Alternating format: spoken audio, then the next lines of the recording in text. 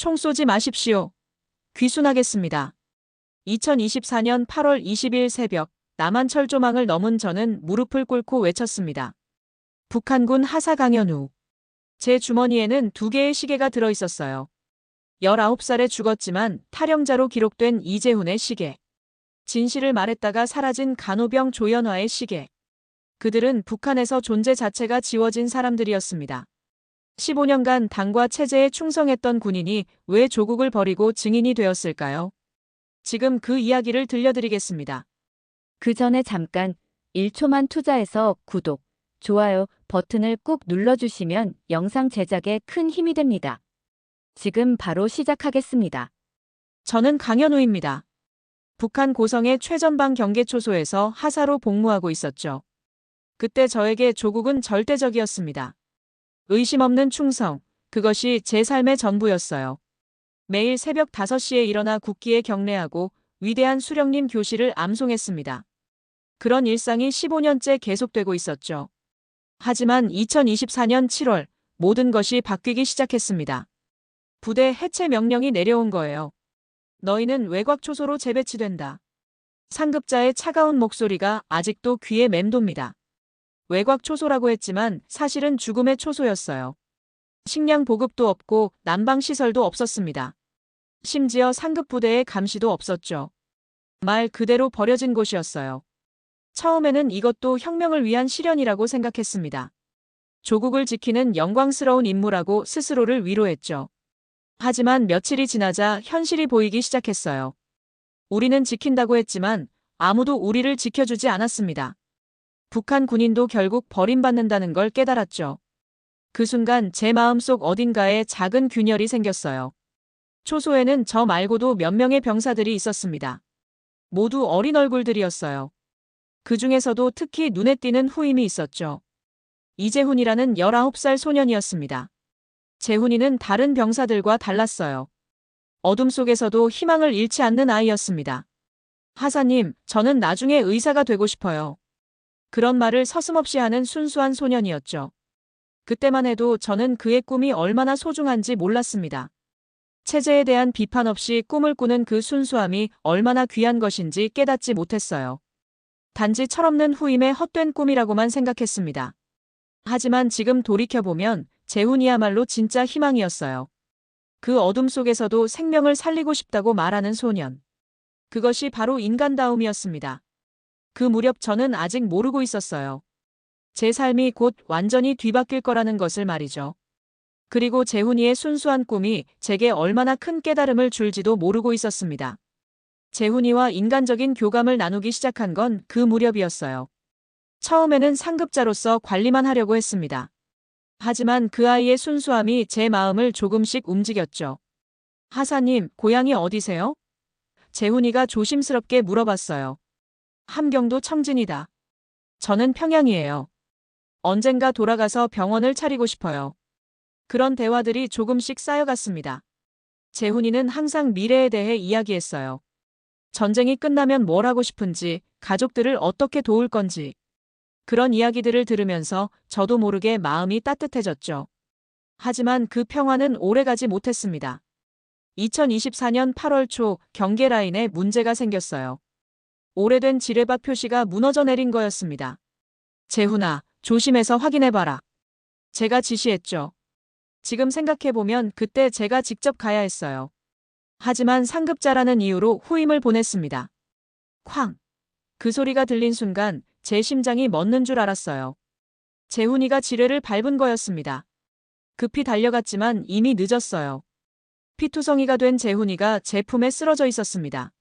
하사님, 저는 살리고 싶었는데. 그것이 재훈이의 마지막 말이었어요. 제 손으로 재훈이의 눈을 감겨줬습니다. 그 차가워진 손목에서 시계를 풀어 제 주머니에 넣었어요. 군번줄도 마찬가지였습니다. 이 아이의 존재를 기억하고 싶었거든요. 하지만 상부의 반응은 충격적이었습니다. 시신 수습은 없었어요. 그냥 탈영 처리하라는 지시만 내려왔죠. 재훈이는 지뢰에 죽었는데 탈영자로 기록된 거예요. 그 순간 제 안에 뭔가가 무너져 내렸습니다. 이재훈이라는 19살 소년이 존재했다는 사실조차 지워버리는 체제. 생명을 살리고 싶다던 순수한 꿈도 함께 묻어버리는 시스템. 저는 그날 밤 재훈이의 시계를 바라보며 생각했어요. 이게 정말 우리가 지켜야 할 조국인가? 처음으로 체제에 대한 의심이 생겼습니다. 재훈이의 죽음이 저를 깨웠어요. 아니, 깨우기 시작했다고 해야 맞겠네요. 아직은 분명하지 않았지만 뭔가 잘못되었다는 느낌이 들었거든요. 그리고 그 느낌은 곧 확신으로 바뀌게 됩니다. 재훈이가 죽고 일주일 후 또 다른 충격이 기다리고 있었어요. 간호병 조연화가 저를 조용히 불렀습니다. 하사님, 잠깐 얘기 좀 할 수 있을까요? 연화는 부대에서 몇 안 되는 여군이었어요. 항상 침착하고 이성적인 사람이었죠. 하지만 그날 연화의 목소리는 떨리고 있었습니다. 무슨 일이냐? 양기철 대좌가 저를. 연화는 끝까지 말하지 못했어요. 하지만 저는 알 수 있었습니다. 성폭행. 그 끔찍한 단어가 제 머릿속을 스쳤어요. 연화의 떨리는 손, 피해 다니는 시선. 모든 것이 설명됐습니다. 언제부터였냐? 한 달 전부터요. 저항하면 가족들에게 해를 끼치겠다고. 연화가 눈물을 흘리며 말했어요. 그 순간 저는 분노로 온몸이 떨렸습니다. 재훈이의 죽음도 모자라 이런 일까지. 하지만 동시에 두려움도 밀려왔어요. 양기철 대좌는 부대에서 절대 권력이었거든요. 신고해야 한다. 제가 말했지만 연화는 고개를 저었어요. 소용없어요. 오히려 더 큰 화만 당할 거예요. 그날 밤 저는 잠을 이룰 수 없었습니다. 재훈이의 시계 소리가 유독 크게 들렸어요. 똑딱, 똑딱. 시간은 흘러가는데 아무것도 할 수 없는 제 자신이 한심했습니다. 결국 저는 결심했어요. 고발장을 쓰기로 한 거죠. 누가 볼지도 모르고 효과가 있을지도 확신할 수 없었지만 그냥 가만히 있을 수는 없었어요. 며칠에 걸쳐 조심스럽게 고발장을 작성했습니다. 양기철 대좌의 범죄 행위를 상세히 기록했어요. 연화의 증언도 함께 적었습니다. 하지만 고발장을 제출하기도 전에 연화가 사라졌어요. 강제 전출이라는 명목으로 어디론가 보내진 거였습니다. 그 후로는 연화의 소식을 들을 수 없었어요. 진실을 말한 대가는 사라짐이었습니다. 연화는 용기를 내어 말했지만 체제는 그녀를 지워버렸어요.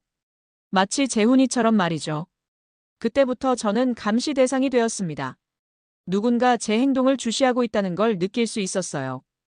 아마 연화가 제게 털어놨다는 걸 눈치챈 것 같았습니다. 하지만 이미 늦었어요.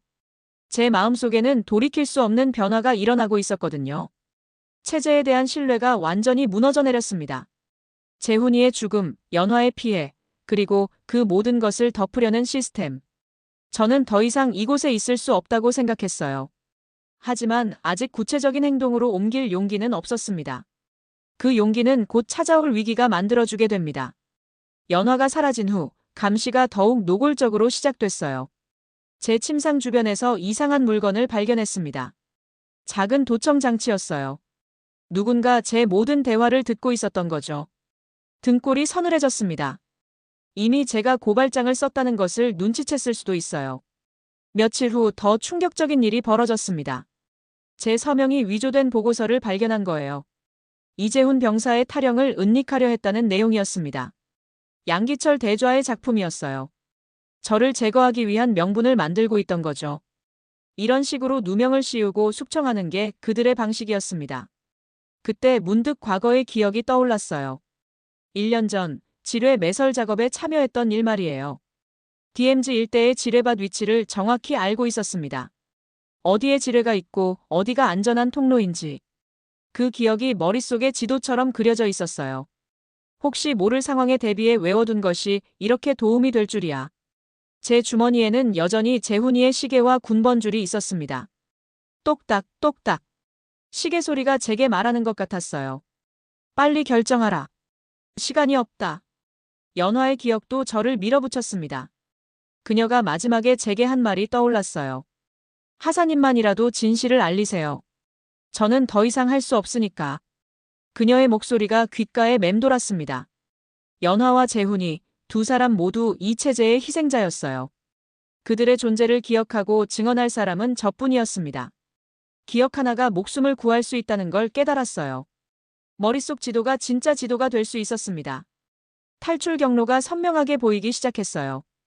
하지만 여전히 두려웠습니다. 실패하면 죽음이 기다리고 있었거든요. 성공한다고 해도 고향과 가족을 영영 볼 수 없게 될 테고요. 그런데 이상한 일이 일어났어요. 재훈이의 시계를 바라보고 있는데 갑자기 평온해졌습니다. 그 아이의 순수한 꿈이 제게 용기를 주는 것 같았어요.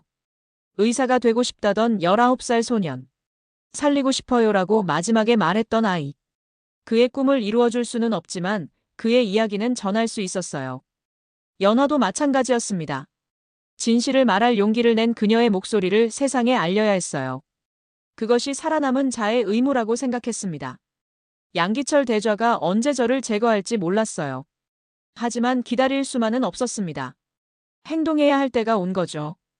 2024년 8월 20일. 그날이 제 인생의 분기점이 될 줄 몰랐어요. 2024년 8월 20일 새벽. 달빛이 유독 밝았던 밤이었어요. 완벽한 달빛이라고 표현할 수밖에 없을 정도로 환했습니다. 저는 마지막 결심을 굳혔어요. 더 이상 기다릴 수 없었거든요. 양기철 대좌가 언제 저를 제거할지 모르는 상황이었으니까요. 군복을 그대로 입고 있기로 했습니다. 다른 옷으로 갈아입을 수도 있었지만 그러지 않았어요. 내가 누구였는지 끝까지 기억하기 위해서였습니다. 주머니에는 재훈이의 시계와 군번줄을 넣었어요. 연화가 마지막에 제게 맡긴 손목시계도 함께요. 이것들이 제가 증언해야 할 모든 것의 증거였습니다. 초소 병사들을 속여야 했어요. 순찰을 좀 돌아보겠다. 평상시와 다름없는 목소리로 말했습니다. 다행히 아무도 의심하지 않았어요. 오솔길로 접어들었습니다. 1년 전 지뢰 매설 작업 때 외워둔 그 길이었어요. 머릿속 지도가 정확했습니다. 어디에 지뢰가 있고 어디가 안전한지 선명하게 기억났어요. 발걸음 하나하나가 조심스러웠습니다. 한 걸음 잘못 디디면 재훈이처럼 될 수 있었거든요. 하지만 두려움보다는 희망이 더 컸어요. 군번줄 하나, 시계 하나, 그리고 살고 싶다는 의지 하나. 그것들이 저를 지탱해주고 있었습니다. 재훈이와 연화의 기억이 제 발걸음을 이끌어줬어요. DMZ를 걷는 동안 많은 생각이 들었습니다. 과연 제가 하는 일이 옳은 건지, 배신자가 되는 건 아닌지. 하지만 곧 마음을 다잡았어요. 진짜 배신은 재훈이와 연화 같은 사람들을 버리는 거였습니다. 그들의 목소리를 묻어버리는 게 진짜 배신이었어요. 저는 배신자가 아니라 증인이 되려는 거였습니다. 몇 시간을 걸었을까요? 드디어 남측 철조망이 보였습니다. 심장이 터질 것 같았어요. 정말로 여기까지 올 수 있다니. 철조망을 조심스럽게 넘었습니다. 그 순간 갑자기 조명이 저를 비췄어요. 남한 수색조에게 발견된 거였습니다. 청지. 누구냐? 무장한 병사들이 총을 겨누고 있었어요. 그 순간 저는 무릎을 꿇고 양손을 들었습니다. 총 쏘지 마십시오. 귀순하겠습니다. 목이 터져라 외쳤어요. 북한에서는 외치면 죽지만 남한에서는 외쳐야 산다는 걸 알고 있었거든요. 그렇게 저는 자유의 땅에 첫 발을 디뎠습니다. 무릎 꿇은 채로 말이죠.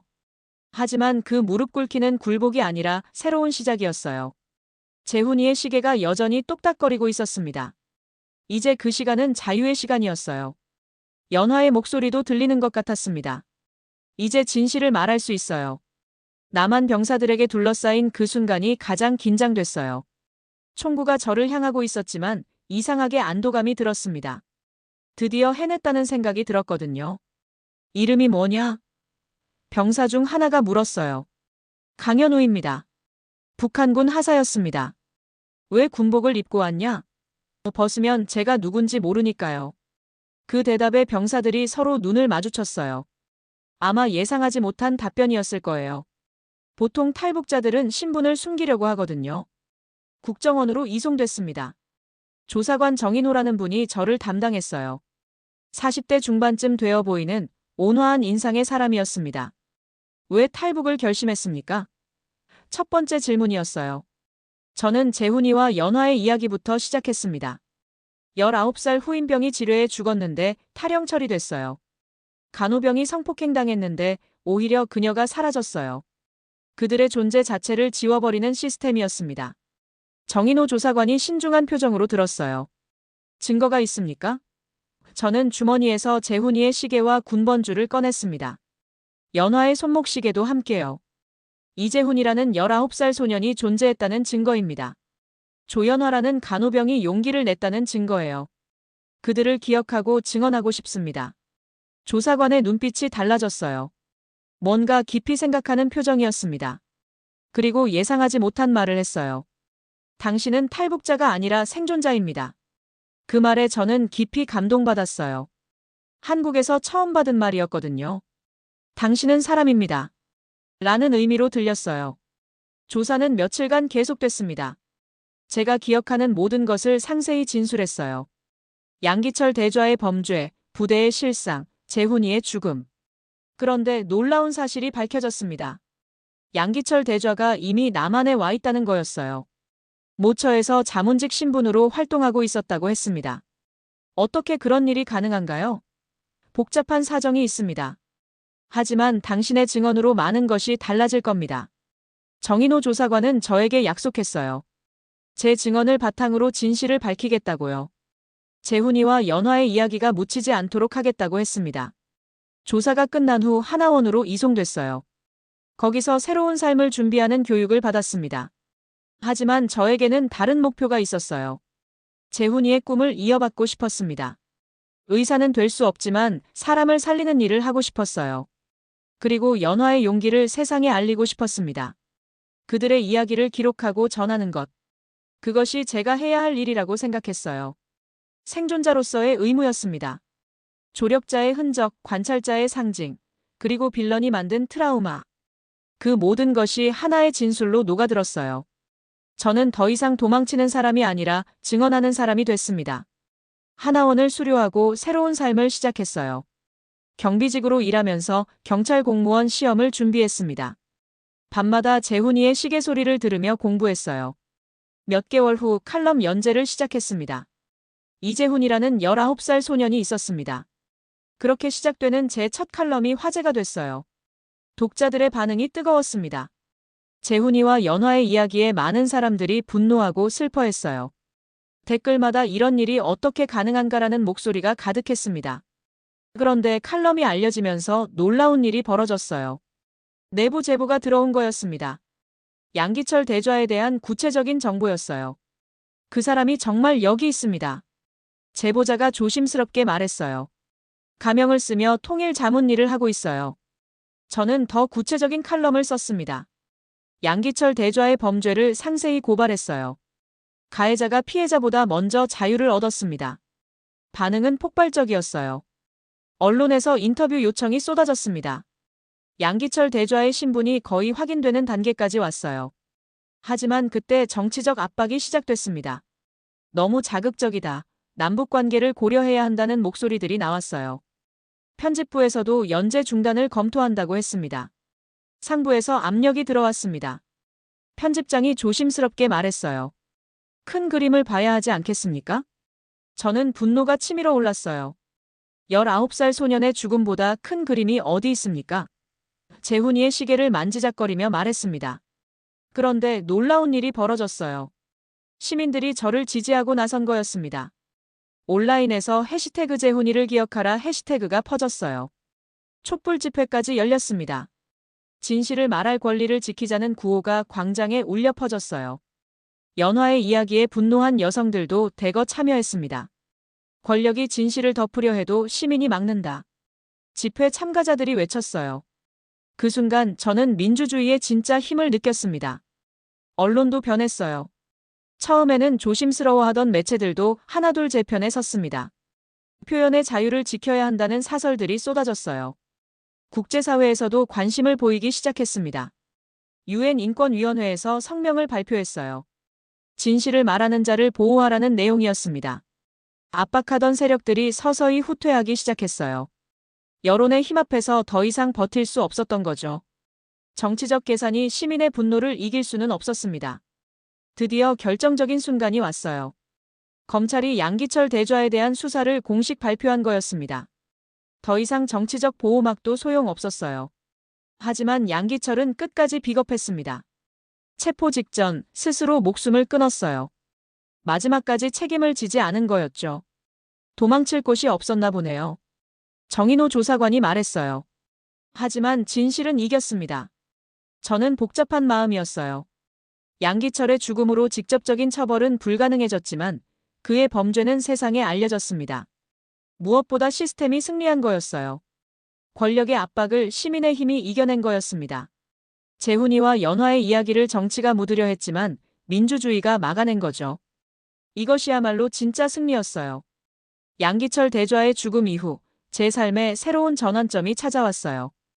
유엔 인권위원회에서 공식 증언 요청이 들어온 거였습니다.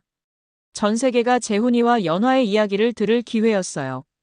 이것은 단순한 개인 경험이 아닙니다. 유엔 담당자가 말했어요. 인류 보편의 가치에 관한 증언입니다. 뉴욕 유엔 본부에 섰을 때의 떨림은 지금도 잊을 수 없어요. 193개국 대표들 앞에서 저는 재훈이의 시계를 꺼내 보였습니다. 이것은 19살 소년의 꿈이었습니다. 정적이 흘렀어요. 그리고 곧 감동의 물결이 일어났습니다. 여러 나라 대표들이 기립박수를 보냈어요. 그 순간 깨달았습니다. 재훈이와 연화의 이야기가 국경을 넘어 인류의 이야기가 되었다는 것을요. 그들의 목소리가 지구촌 곳곳에 울려 퍼지고 있었어요. 증언 이후 놀라운 변화들이 일어났습니다. 북한 인권에 대한 새로운 국제 결의안이 만장일치로 통과됐어요. 제 증언이 그 초석이 되었다고 했습니다. 더 감동적인 건 개별 국가들의 반응이었어요. 독일, 프랑스, 캐나다에서 탈북민 지원 프로그램을 확대한다고 발표했습니다. 재훈이와 연화 같은 사람들을 위한 국제적 연대가 형성된 거였어요. 국내에서도 큰 변화가 있었습니다. 재훈이 장학금이 설립됐어요. 의대를 꿈꾸는 탈북 청소년들을 지원하는 기금이었습니다. 그 아이의 꿈이 다른 아이들의 현실이 되는 거였죠. 저는 경찰 공무원이 되어 새로운 일을 시작했어요. 인권 전담부서에서 일하면서 후배 탈북민들의 상담도 계속했습니다. 형님 덕분에 우리도 당당해졌어요. 그런 말을 들을 때마다 가슴이 벅찼어요. 하지만 가장 기쁜 소식은 따로 있었습니다. 연화가 중국을 거쳐 남한에 온 거였어요. 3년 만에 재회였습니다. 연우야, 고마워. 연화가 제 손을 잡으며 말했어요. 재훈이 이야기를 세상에 알려줘서. 연화는 간호사가 되어 있었어요. 재훈이가 꿈꿨던 사람을 살리는 일을 하고 있는 거였죠. 우리는 함께 증언 활동을 계속하기로 약속했습니다. 책도 출간했어요. 총 대신 연필을 든 마지막 병사라는 제목이었습니다. 재훈이와 연화의 이야기를 중심으로 북한 인권 실상을 담았어요. 책이 국내외에서 베스트셀러가 됐습니다. 수익금은 모두 탈북민 지원과 인권 활동에 사용했어요. 재훈이와 연화의 이름으로 더 많은 사람을 도울 수 있게 된 거였죠. 해외 번역도 잇따랐어요. 영어, 일본어, 독일어, 프랑스어로 번역되어 세계 각국에 알려졌습니다. 재훈이의 꿈과 연화의 용기가 지구촌 곳곳에 전해진 거였어요. 어느 날 특별한 편지를 받았습니다. 독일의 한 고등학생이 보낸 편지였어요. 당신의 책을 읽고 인권 변호사가 되기로 결심했습니다. 그런 편지들이 세계 각국에서 날아왔어요. 미국, 프랑스, 일본의 젊은이들이 제 이야기에 감동받아 인권 활동에 나서겠다고 했습니다. 희망의 씨앗이 전 세계로 퍼져나가고 있었어요. 지금 저는 여러 역할을 하고 있습니다. 경찰관으로 일하면서 작가로 글을 쓰고 인권 활동가로 증언합니다. 무엇보다 기록자로서 살아가고 있어요. 최근에는 증언자 네트워크를 만들었습니다. 전 세계 탈북민들이 함께 목소리를 내는 조직이에요. 혼자가 아니라 함께 진실을 전하는 거죠. 매년 8월 20일은 특별한 날이 되었어요. 제가 탈북한 날이자 이제는 자유의 날로 기념하고 있습니다. 그날마다 재훈이와 연화를 추모하는 행사를 열어요. 재훈이의 시계는 여전히 제 곁에 있습니다. 똑딱, 똑딱. 그 소리가 매일 저를 일깨워줘요. 기억하라, 전하라, 희망하라. 연화와 함께 새로운 프로젝트도 시작했어요. 북한 내부의 숨겨진 이야기들을 발굴하는 일입니다. 재훈이와 연화처럼 묻혀진 수많은 목소리들을 찾아내는 거죠. 언젠가는 통일이 될 거라고 믿어요. 그때가 되면 재훈이가 묻힌 곳을 찾아가고 싶습니다. 그 아이에게 말해주고 싶어요. 너의 꿈이 이루어졌다고. 지금도 저는 매일 글을 씁니다. 북한에 남아있는 재훈이와 연화 같은 사람들을 위해서요. 언젠가 그들도 자유롭게 꿈을 말할 수 있는 날이 올 거라고 믿으니까요. 총 대신 연필을 든 마지막 병사. 그것이 제가 선택한 정체성이에요. 무력이 아닌 기록으로 폭력이 아닌 진실로 세상을 바꾸는 거죠. 재훈이가 꿈꿨던 세상, 연화가 바랐던 세상.